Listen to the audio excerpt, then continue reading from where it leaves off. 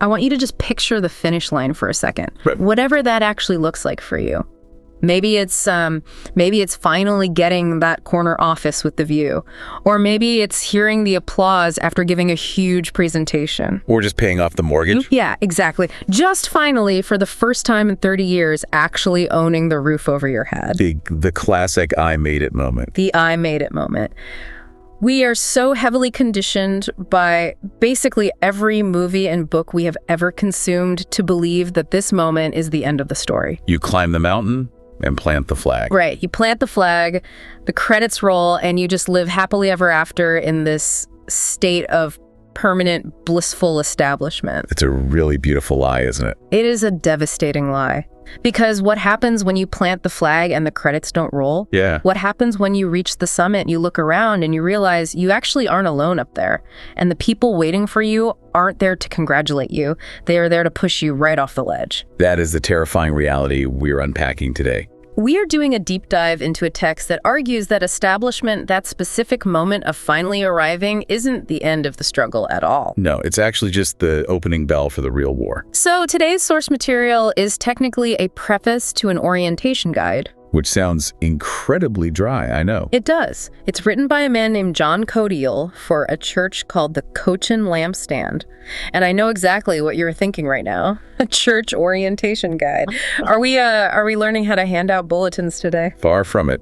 This is a text that blends some seriously high-level military strategy with ancient history, deep psychological analysis, and some very candid autobiography. It's essentially a manual on the strategy of standing. And it is surprisingly gritty. Yeah, we are going to be looking at the life of King David, sure. But we are also diving into Jedi Knights, the absolute psychological torture of imposter syndrome, and why relying on your own best practices is the fastest way to get yourself destroyed. It fundamentally challenges the way we view success. I mean, we tend to view success as a fortress. Once we are inside, we are safe. Right, pull up the drawbridge. Exactly. But this source argues that success is actually a beacon. It lights you up. And when you are lit up, you become a target. So let's get into the specifics of how the author sets this up. The source anchors this entire argument in a very specific moment in ancient history. The transition period of King David. Right. And for anyone who maybe skipped Sunday school or just knows the giant marble statue, David is usually framed as the ultimate underdog. That's the popular image, yeah. The shepherd boy fighting the giant, the outlaw running around hiding in caves from King Saul. For the first massive chunk of his life, his whole identity is defined by the struggle to become. He is the guy on the outside looking in. He has this promise that he's going to be king, but his day-to-day reality is that he is a fugitive leading a band of misfits. And the source zooms in right on the moment that narrative completely flips. 2 Samuel chapter 5. Saul is dead. The civil war is winding down. And there's this pivotal verse where David realizes something profound. 2 Samuel 5:12. It says, "So David knew that the Lord had established him as king over Israel."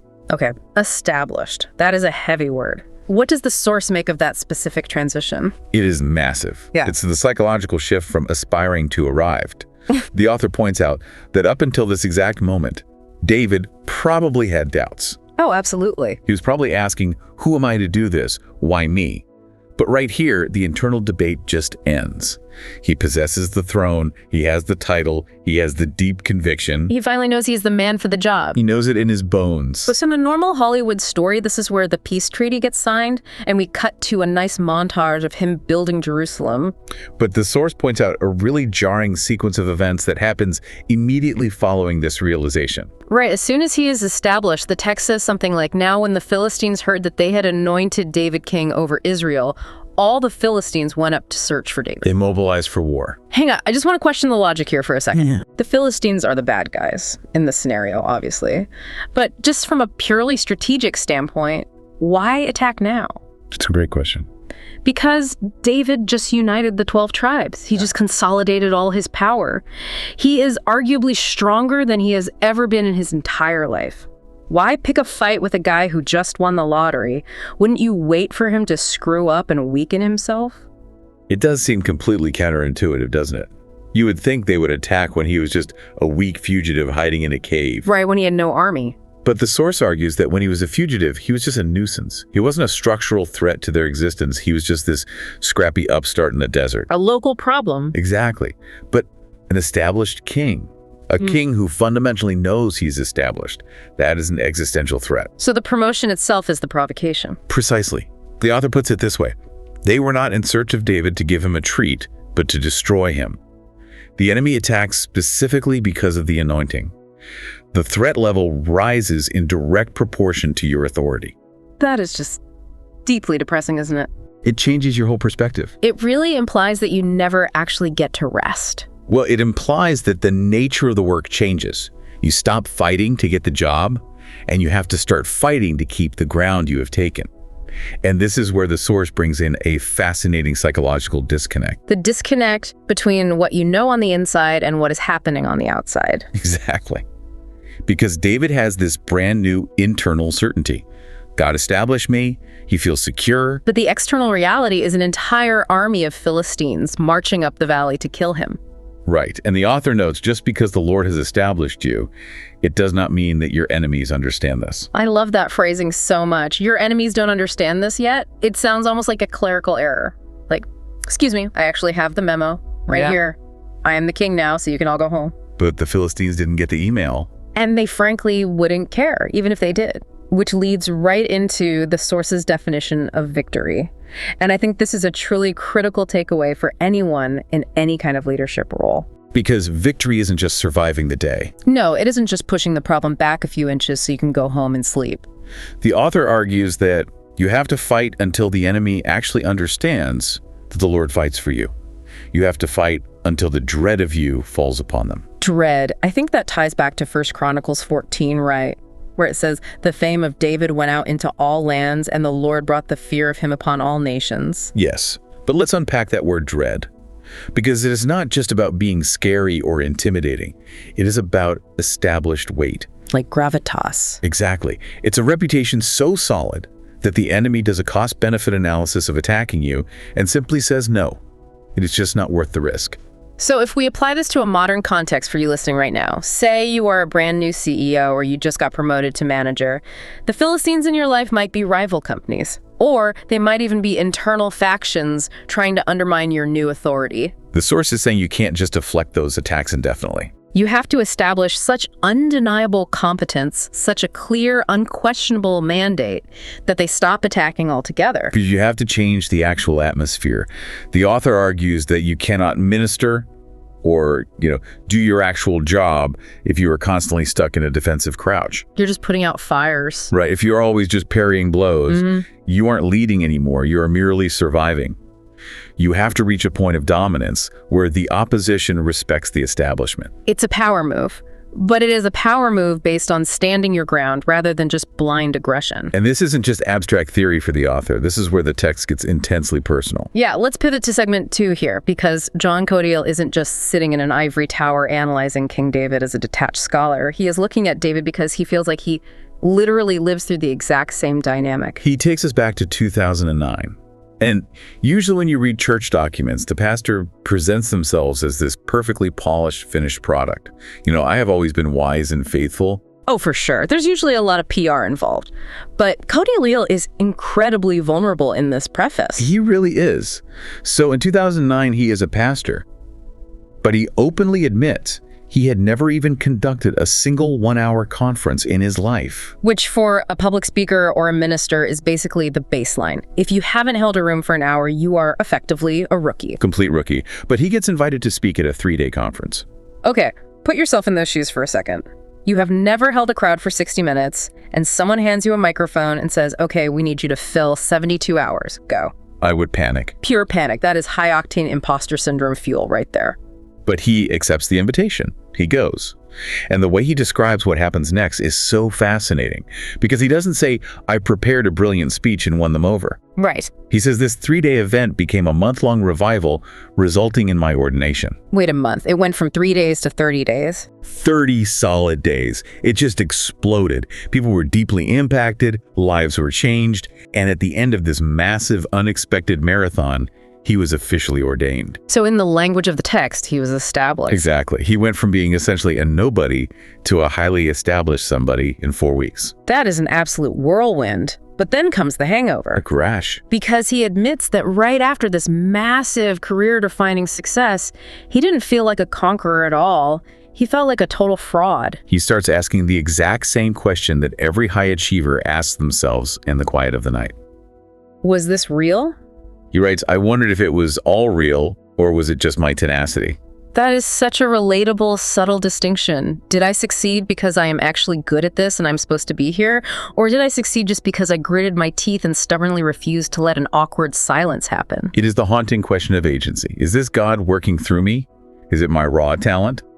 Or is it just sheer stubbornness? But then he describes a very specific moment that finally answers it for him. He is standing behind the pulpit on a Sunday, right in the middle of all this chaos and sudden success, and he gets hit with a very strong conviction. And this connects right back to David in 2 Samuel. Perfectly. Yeah. He suddenly realizes, God put me here, and no human force was going to be able to take me out of this place. Wow. It wasn't about his speaking skill. It wasn't about his sheer tenacity anymore. It was about his sovereign placement. He felt truly established. But in here is the key parallel I want to draw for the listener. Did the metaphorical Philistines in his life stop attacking him just because he had that beautiful internal realization? Not at all. In fact, he notes that he needed grace to overcome persecution. The attacks actually ramped up significantly after his ordination. Just like David. Yes, his internal certainty that he was supposed to be there was completely at odds with his external reality that people were actively trying to tear him down. And I think that is exactly where this strategy of standing really comes into play, because it is one thing to know in your heart that you are right. It is an entirely different thing to actually survive the onslaught that comes with it. And the text moves into a really detailed tactical breakdown of how David survived his onslaught. This isn't just about having good vibes or faith. This is pure tactics. The tale of two battles. Honestly, this is the most critical part of the entire document for me. It completely dismantles the way we usually approach problem solving in our careers and lives. We are talking about the Valley of Rephi. So picture the scene. David is the newly established king. The Philistines have invaded. They are camped out in the Valley of Rephaim. They are physically blocking the trade routes. They are quite literally a wall between David and his future. So David has to act. The pressure is on. What is his very first move? His very first move is inquiry. He doesn't just grab his sword and rally the troops. He stops and asks God, shall I go up against the Philistines? Will you deliver them into my hand? Okay, pretty straightforward. Permission requested. Permission granted. God says go up. So David launches a massive frontal assault. He hits them head on with everything he has, and it is an absolute slaughter. The text describes it as, the Lord has broken through my enemies before me, like a breakthrough of water. Baal Perazim, the Lord of the breakthrough. I always just picture a massive dam bursting, Yeah. just pure kinetic energy, wiping out everything in its path. It's violent, it's incredibly fast, Yeah. and it is undeniably effective. The Philistines run away so fast, they actually leave their sacred idols behind on the battlefield. Which David then burned. Total flawless victory. Okay, so we have a clear winning strategy now. Frontal assault, overwhelming force, it works perfectly. And this is exactly where human nature sets a massive trap for us. Yeah. Because what happens next? The Philistines come back, They regroup.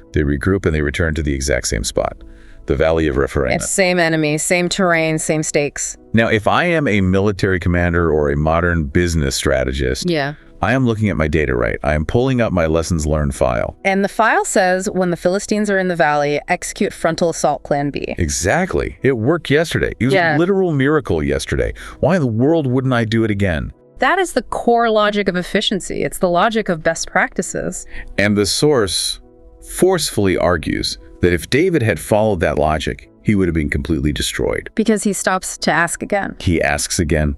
He refuses to assume. He inquires of the Lord a second time, shall I go up? And this time the answer is terrifyingly different. He says, you shall not go up. Just think about the discipline that takes. You shall not go up. If David had relied on his past victory, if he had just relied on his monument of Baal Perazim, he would have marched his entire army right into a death trap. God changed the strategy completely on the fly. So what was the new plan? A flanking maneuver? God tells him circle around behind them, and he gives him a very specific geographic location. Come upon them in front of the mulberry trees. And there's a signal, right? This is the really poetic part. He has to wait. He has to hold his entire army in position, which, by the way, is incredibly difficult to do, to keep terrified, hyped up soldiers perfectly still when the enemy is right there in front of him. Oh, absolutely. He has to wait until he hears the sound of marching in the tops of the mulberry trees. The sound of marching in the tops of the trees, it is such a specific, strange image. It heavily implies that there is an invisible heavenly army moving in the canopy, and David's army is just the ground support following their lead. Precisely. But the strategic lesson the author draws from this is about what he calls dead monuments. He launches into a really heavy theological warning here, referencing the prophet Amos in chapter 5. Seek me and live, but do not seek battle, nor enter Gilgal, nor pass over to Beersheba. Right, and we really need to contextualize those names for people, because Bethel, Gilgal, Beersheba, these aren't just random dots on an ancient map. No, to a Jewish listener at the time, these are the good old days. They are the ultimate sacred sites. Bethel is where Jacob had his vision of the ladder to heaven. Gilgal is where the disgrace of Egypt was finally rolled away after crossing the Jordan. These are the specific places where God moved powerfully in the past. They are the sites of the greatest miracles in their history. So why is the prophet and our author, by extension, saying, do not seek them? Why is visiting a place of a confirmed past victory a bad thing? Because seeking the place of the victory is not the same thing as seeking the source of the victory. The author calls these places dead edifices. Dead edifices. He argues that human beings have this fatal tendency to turn a dynamic past encounter into a static present ritual. We think, well, God met me at Bethel 10 years ago, so if I just drive back to Bethel and do the exact same things I did 10 years ago, God has to show up again. It becomes a formula. It's essentially superstitiousness masquerading as faithfulness. It is. It's trying to automate the divine. It's trying to say, I have the cheat code now. But the source insists that God is inherently creative, not repetitive. The strategy for the first battle, the frontal assault, meant death for the second battle. The strategy of the mulberry trees only works if you are actively listening in the present tense. The author brings up the Battle of Ai from the book of Joshua as sort of the ultimate cautionary tale for this mindset. Can you walk us through that? Because it is a pretty grim story. It's a deeply tragic story. Yeah. So the Israelites have just conquered Jericho. Which was the big one. Massive walls, impossible odds. They marched around it. They shouted the walls fell. It was an undeniable, spectacular miracle. So naturally, they're riding incredibly high on this victory. They feel completely invincible. Completely. Then they come to their next target, which is Ai. Ai is a tiny little town. It's basically a speed bump compared to Jericho. Right. So the spies go check it out, come back to Joshua, and basically say, hey, don't even bother waking up the whole army for this one. Let's not trouble all the people. Just send 2,000 or 3,000 guys. We can literally take this place in our sleep. Total arrogance. Pure presumption. They presumed that because they had the anointing and the momentum of Jericho, Ai was just an automatic win.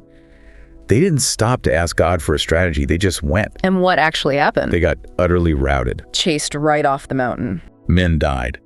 It was a humiliating, devastating defeat. And the source argues that this defeat happened specifically because they relied on the momentum of the past instead of making a fresh inquiry for their present situation. Seek the Lord and live. Or as the author translates the vibe, seek the Lord to not die. Seek the Lord to not die. That is the core thesis. Survival in leadership and in faith depends on adaptability. The very moment you think you have figured out how to win, you are at your most vulnerable. Because the enemy adapts. The situation changes. The mulberry tree's strategy requires you to be quiet, to listen, and to move only when you get the first signal. It requires an active relationship, not just reading a rule book. You know, talking about signals and invisible armies in the Crees brings us to what I think is the most controversial part of the text, or at least the part that genuinely made me laugh out loud before I realized how deadly serious he was. Oh, we have to talk about the Jedi Knights. The Jedi Knights. This is where the text heavily pivots from physical historical warfare, swords and chariots, to modern spiritual warfare. And the author, John Codiel, makes a very surprising confession right here. He talks about his early days of exploring spiritual warfare as a young minister. And he says, when I first read Ephesians 6, I thought I ought to train like a Jedi Knight to take down these enemies by growing strong in the Force. I think a lot of people, honestly, even if they aren't strictly religious, can relate to that power fantasy. Oh, completely. The idea of being a warrior of light, you just picture yourself swinging a glowing spiritual lightsaber, battling demons, reclaiming territory for the good guys. It's exciting. It feels incredibly proactive. He describes the actual practices he was involved in. Things like strategic spiritual warfare, claiming cities, identifying spiritual gates, and mapping out portals. It sounds a lot like a video game. You were out there unlocking the map and clearing the fog of war. It really does. And he admits he was deep into it. He was genuinely trying to be a high-level spiritual warrior. But then he just drops the hammer on the whole concept. He says, the hypocrisy I saw in me tormented me. Tormented is such a strong, visceral word to use. It implies that this wasn't just a harmless fun phase he grew out of. He realized that while he was out there shouting at invisible principalities over the city's skyline, his own internal life was a complete mess. Right. He couldn't find guilelessness in his own heart. He couldn't find basic purity. He realized he was trying to aggressively exercise authority over civic demons while he still had, in his exact words, many demons operating inside himself. So he totally rejects the Jedi model. He basically says that entire loud, aggressive style of warfare is a massive distraction. But he doesn't stop believing in the war itself. He just drastically redefines the battlefield. He goes back to the specific word wiles in Ephesians 6. Stand against the wiles of the devil. Wiles. It's a very old English word. We really don't use it much anymore. Honestly, Wile E. Coyote is probably the only cultural reference most people have for it. And actually, Wile E. Coyote isn't a terrible analogy here. Because wiles means tricks. It means elaborate schemata, deception. The source strictly defines it as devious or cunning stratagems. So the enemy isn't generally trying to overpower you with a blunt force physical attack. He is trying to trick you. Exactly. The real war isn't a power encounter. It's a truth encounter. The author argues that true spiritual warfare is simply standing firm against the lies and manipulations that are actively trying to get you to move off your foundation. It's not about shouting at the sky, it's about not being fooled. And this connects perfectly back to the whole establishment idea. If the enemy attacks specifically because you are established, his primary goal is to make you doubt that establishment. To make you question your own identity. Yes, and this leads to the author's ultimate weapon. He says enemies will not back down because your denomination crowns you king. They don't care about your title. They don't care if you have a fancy certificate hanging on the wall. What do they actually care about then? He writes, they back down only when they see Christ in you. Christ in you. That can sound a bit abstract. What does that actually mean practically for the listener? It means radical authenticity. It means total internal integration. It goes right back to the dread of David we talked about earlier. The Philistines didn't fear David's physical sword nearly as much as they feared the obvious, undeniable fact that God was with him. Right. The source argues that genuine spiritual authority comes from proven character, not loud methodology. You defeat the wiles of the enemy simply by being a deeply integrated person of truth.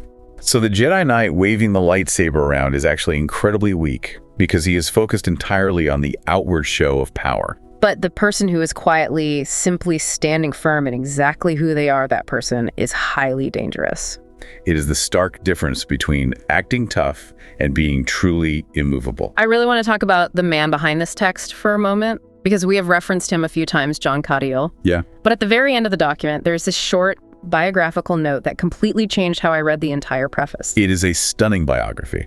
And I think it is the absolute key to understanding why he writes with such intensity. He lists out his personal religious journey. And it is not a straight, comfortable line. He says he went from Catholicism to Islam, and then finally to a relationship with Jesus Christ. That is a massive theological trajectory. Yeah. Just going from Catholicism to Islam alone is a huge cultural and spiritual leap. Absolutely. And then from Islam to this very specific, non-ritualistic, relationship-based Christianity. That is a man who is relentlessly searching for something real. I want to dig into the Islam part of his background for a second, because that is genuinely rare. You don't see a lot of Christian pastors writing orientation guides who used to be practicing Muslims. How do you think that specific experience shapes his view of things like the dead monuments we discussed? I think it is totally foundational to his worldview. Islam is fundamentally a religion of structure. It has beautiful, rigorous daily discipline. Right, the prayer times are strictly set. The rituals are precise. The pilgrimage to Mecca, the Hajj, is a strict geographic requirement. It is in many ways a religion heavily built on monuments and established physical forms. You physically face a specific direction when you pray. You wash your hands and feet in a very specific, methodical way. Exactly. Now just imagine a man who deeply immerses himself in that system. He learns the intense discipline. He learns the absolute submission. But then he eventually leaves it. Why? Because he found something he felt was critically missing. He found a personal, interactive, living relationship with Jesus. So when he looks around and sees Christians treating their faith like just another set of rigid rituals, like, hey, go to Bethel, say the right prayer, get the right result, it probably deeply triggers him. It must drive him absolutely crazy. He didn't abandon one rigorous system of rituals just to adopt a slightly different set of rituals. Yeah. He is desperately looking for the living, active voice of God, the sound of the marching in the mulberry trees. He is completely allergic to dead edifices because he knows intimately what it is like to serve a static system rather than a living savior. That perfectly explains the raw intensity of the text. He is not writing as someone who just passively inherited his faith from his parents. Not at all. He is writing as someone who fought tooth and nail for it. He is a literal survivor of his own intense spiritual wars. It gives him a very, very low tolerance for religious games. That is exactly why he critiques the Jedi Knights so harshly. That is why he warns against going back to Bethel. He is essentially saying, I have walked through the fire to find the truth. Don't you dare trade that hard-won truth for a comfortable, nostalgic habit. It really recontextualizes the whole Cochin Lampstand project, doesn't it? He mentions early on wanting to build a church on a common base. He talks about thoroughly explaining how events in Genesis still play out in our lives today. He is actively trying to build a foundation that can actually withstand the kind of immense intellectual and spiritual pressure he himself faced during his journey. He wants to build a church of mature adults, not vulnerable children. He heavily quotes Ephesians 4 about not being tossed to and fro by every wind of doctrine. If you have fundamentally switched your religion twice in your life, you know exactly what it feels like to be tossed to and fro. You know, the heavy cost of instability. So his ultimate goal is to create believers who are so deeply rooted, so thoroughly established, that absolutely no clever trick, no wile of the enemy can move them an inch. So we have covered a huge amount of ground here today. We have gone from the grand coronation of a king to an ambush in a valley to the quiet discipline of waiting by the mulberry trees and finally deep into the heart of the author himself. It is a remarkably dense text, but the core arc is crystal clear. Let's try to synthesize this for the listener who is maybe just trying to apply this to their life right now today. Maybe they aren't fighting actual Philistines. Maybe they are just fighting brutal burnout at their job. I think the absolute core message is that arrival is a dangerous myth. The moment you think you have arrived, the moment you finally think you are safe, that is the exact moment you are in the most danger. The establishment crisis. The establishment crisis. Your visible success will inevitably attract opposition. That is just a basic law of nature. And the only way to survive that incoming opposition is to completely reject the temptation to run your life on autopilot. You cannot blindly rely on the Baal Perazim of yesterday. You really can't. You cannot rely on the specific strategy that got you the promotion to keep the promotion. You have to stay remarkably humble. You have to stay actively listening. You have to be willing to completely abandon your proven winning method if the new signal in the trees tells you to move differently. Seek the Lord to not die. It sounds drastic, but it really cuts through the noise. It reminds me a lot of that famous business quote, what got you here won't get you there. Exactly. And in this specific spiritual context, what got you here might actually get you killed if you cling to it too stubbornly. I want to leave you, the listener, with a final challenge today. We talked a lot about dead monuments. We talked about Bethel and Gilgal, places that were genuinely once holy, but eventually became dangerous traps because people stopped seeking the God of the place and just started seeking the place itself. The museum of past victories. Right. So here is the question for you to chew on. What is the monument in your own life right now? What is the specific habit, the business strategy or the mindset that worked brilliantly for you 5 years ago?